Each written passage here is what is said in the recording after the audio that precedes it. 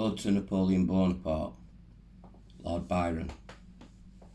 'Tis done, but yesterday a king, and armed with kings to strive, and now thou art a nameless thing, so abject, yet alive. Is this the man of 1,000 thrones, who strewed our earth with hostile bones? And can he thus survive, since he miscalled the morning star? Nor man, nor fiend have fallen so far. Ill-minded man, why scourge thy kind, who bowed so low the knee? By gazing on thyself grown blind, thou taught the rest to see. With my unquestioned power to save, thine only gift have been the grave to those that worship thee, nor till thy fall could mortals guess ambitions less than littleness. Thanks for that lesson, it will teach to after warriors more than high philosophy can preach, and vainly preach before. That spell upon the minds of men breaks never to unite again, that led them to adore those pagoda things of sabre sway, with fronts of brass and feet of clay.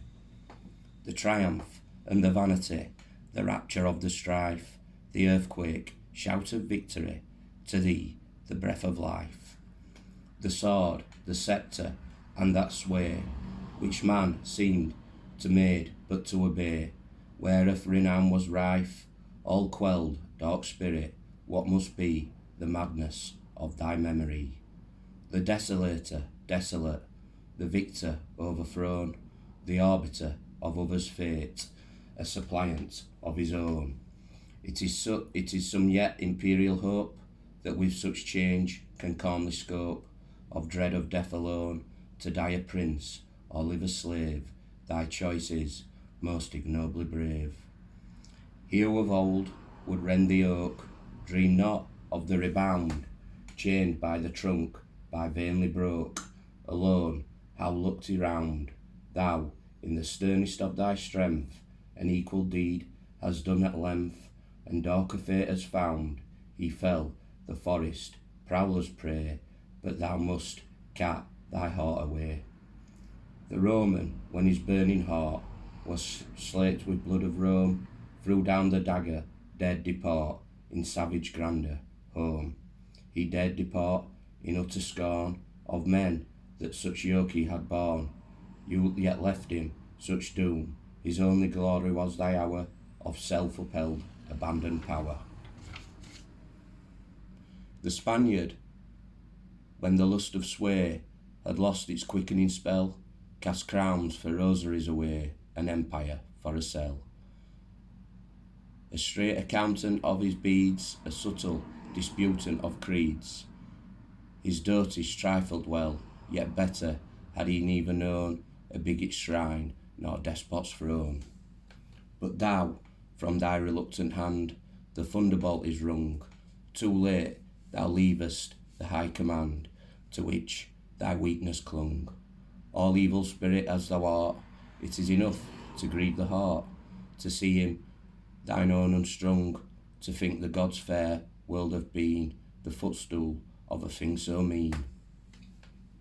And earth has split her blood for him, who thus can hoard his own, and monarchs bowed the trembling limb, and thanked him for a throne. Fair freedom, we may hold thee dear, when thus the mightiest foes their fear in humblest guise have shown, or near may tyrant leave behind a brighter name to lure mankind. Thine evil deeds are writ in gore, nor written thus in vain, thy triumphs tell of fame no more, or deepen every stain.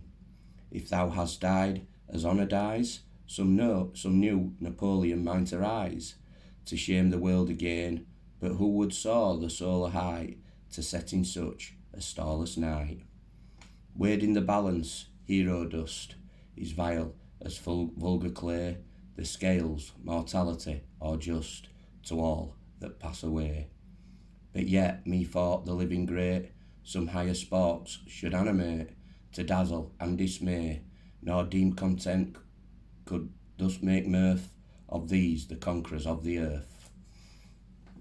And she, proud Austria's mournful flower, thy still imperial bride, how bears her breast the torturing hour, she clings, she to thy side.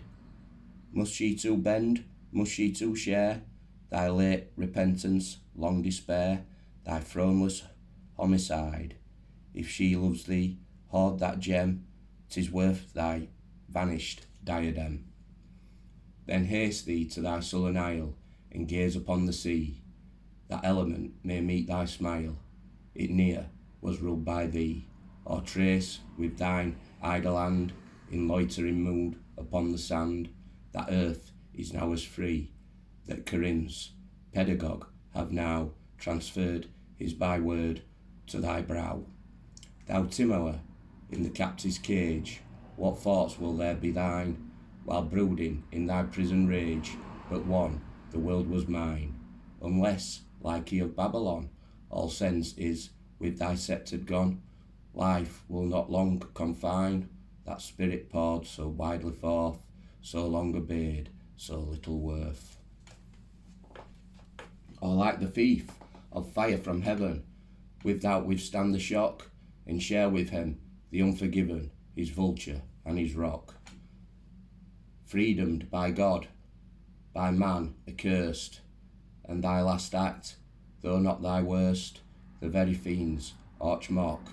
He in his fall preserved his pride, and if immortal, had as proudly died.